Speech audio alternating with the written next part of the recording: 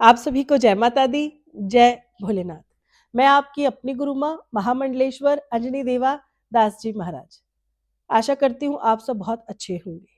कहते हैं कि धर्म के मार्ग पर चलने वाले के जीवन में कष्ट तो आ सकते हैं, लेकिन वे कष्ट कभी स्थायी नहीं रहते।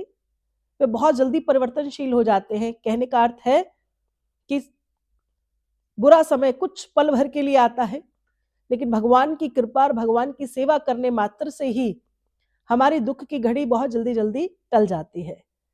मेरे पूरे यूट्यूब परिवार को मेरी ओर से प्यार भरी जय माता दी। आप सब जानते हैं कि 16 दिसंबर से पोष मास प्रारंभ हो रहा है, तो मुझे लगा कि इस बारे में जानकारी मुझे दे देनी चाहिए। पोष मास बहुत ही महत्वपूर्ण मास रहता है। जैसे कि हम लोग अक्सर बात करते आ रहे हैं कि हमने चतुर्मास की पूजा की, मार्गशीर्ष मास को समझा। आज हम पोष मास के ऊपर चर्चा करने वाले हैं। पोष मास जो है इस बार 16 दिसंबर वार रहेगा, सोमवार प्रारंभ हो जाएगा और इसकी अवधि जो है मकर संक्रांति वाले दिन तक रहती है, यानी 14 जनवरी तक। कई बार हम चर्चा करते हैं, हम बहुत बार लोगों को देखते भी हैं कि वे किसी भी बात का ध्यान नहीं करते हैं, लेकिन पोष मास जो है ये बहुत ही भयंकर मास कहा जाता है, अथवा पोष मास को हम खर मास भी कहते हैं।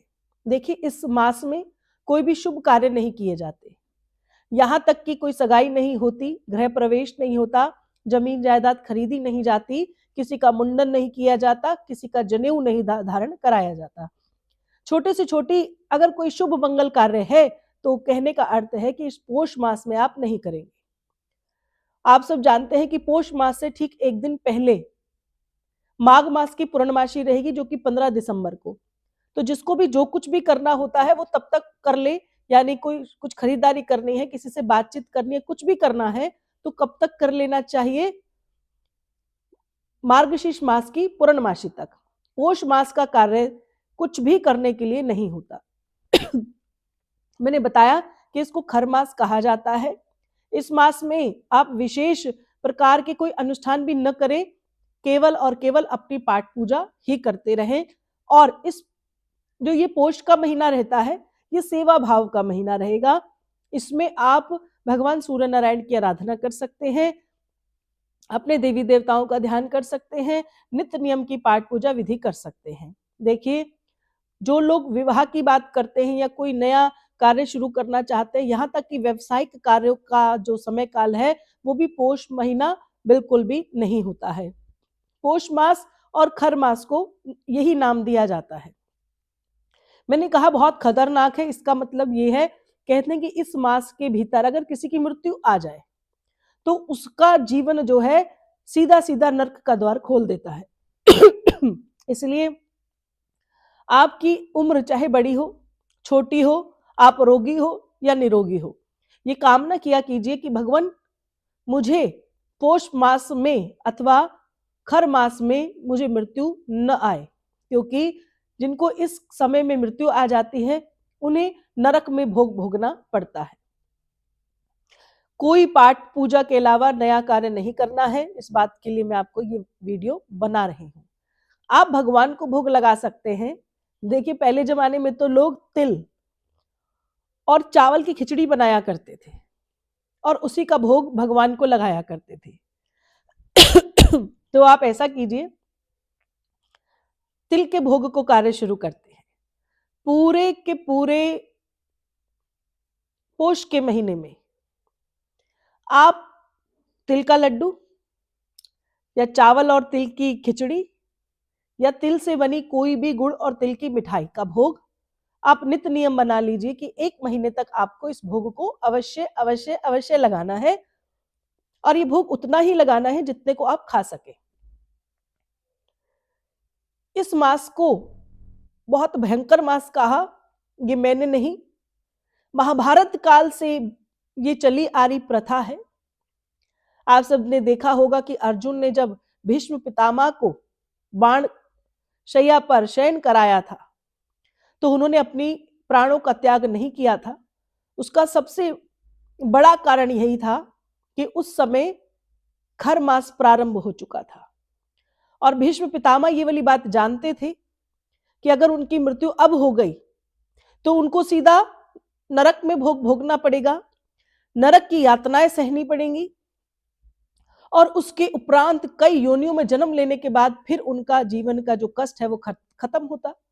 इसी कारण से भीष्म पितामह ने अर्जुन से एक प्रार्थना की कि एक तीर मुझे और मारिए जिससे मेरे जो शीश है उसे एक सिरानाहा मिल जाए, यानी वो लटके नहीं, वो एक सहारे पर रह जाए, जिससे होगा क्या कि वो आराम से शेषशैया पर शयन करेंगे और ये शयन जो है उनको मृत्यु का त्याग करने के लिए मजबूर नहीं करेगा। आराम से वह उस पे लेट जाएंगे और खर मास को बीतने का इंतजार करेंगे। और जब पोष का महीना खत्म हो जाएगा और पोष के बाद जब माघ का महीना प्रारंभ होगा और माघ के महीने में जब एकादशी तिथि आएगी और इस एकादशी पे जब मेरी मृत्यु होगी तो भीष्म पितामह ये बात जानते थे कि उनकी मृत्यु उनको सीधा स्वर्ग के द्वार पर ले जाएगी। तो मृत्यु का बहुत महत्व है कि हमें किस दिन अपने प्राणों का त्याग करना चाहिए।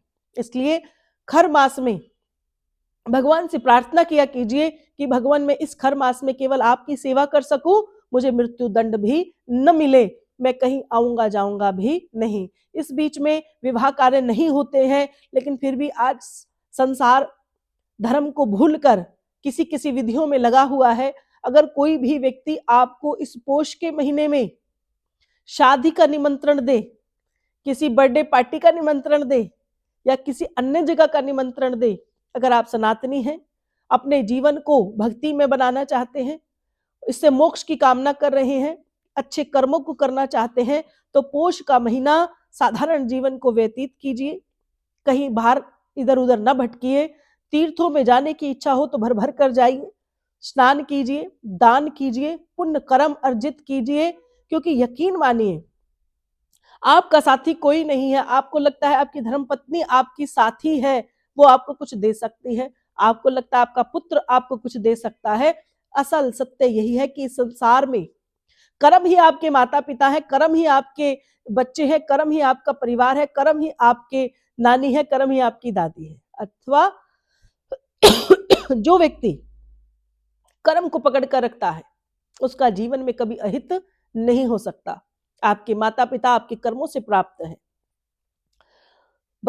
माता पिता को संतान उसके कर्मों से प्राप्त होती है। इसलिए इस पोष के महीने में कर्म को अर्जित करना है, पाप को नहीं बढ़ाना है, जीव जंतु की हत्या नहीं करनी है। जो लोग मांसाहारी हैं उनसे मैं प्रार्थना करती हूँ कि वे मांस का सेवन बिल्कुल भी न करें। ये भोग है, आपको भोगने पड़ेंगे और बड़ी तकलीफ होगी अगर हम अपने ज्ञान का आपको लाभ न दे सके। इसलिए पोष के महीने में इस बात का विशेष ध्यान रखना है। और मैं आपको बता दूं, दान की बहुत महिमा है, पाठ पूजा की बहुत महिमा है। कुछ नहीं कर सकते, एक बाल्टी में थोड़ा सा गंगा जल डालिए और स्नान करना प्रारंभ कर दीजिए। अगर गंगा जल न हो तो भी आप स्नान करते समय माफी चाहती हूँ, स्नान करते समय गंगा माई का ध्यान कीजिए और गंगा माँ से प्रार्थना कीजिए कि वो आपके जीवन को पवित्र बनाए और भक्तिमय बनाए। तो पोष के महीने में आपको भक्ति करनी है, देवी देवताओं का ध्यान करना, अपने कुल देवताओं का ध्यान करना, अपने इष्ट देवी देवताओं का ध्यान करते हुए अपने जीवन को आनंद के साथ जीना है।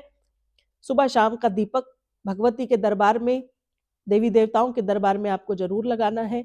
भोग की विधि में आपको बता चुकी हूँ, वह भोग आपको लगाना है और आनंद के साथ पोष महीने में पुण्य कर्म को अर्जित करना है। ये वीडियो आपने देखी होगी, देखेंगे जब, तब तक जो है ये महीना प्रारंभ हो जाएगा। तो मैं चाहती हूं कि आप नियम पूर्वक इस बात को ध्यान से समझते हुए इस प्रकार के सभी कार्य को करते रहें। आप सभी को जय माता दी, जय भोलेनाथ।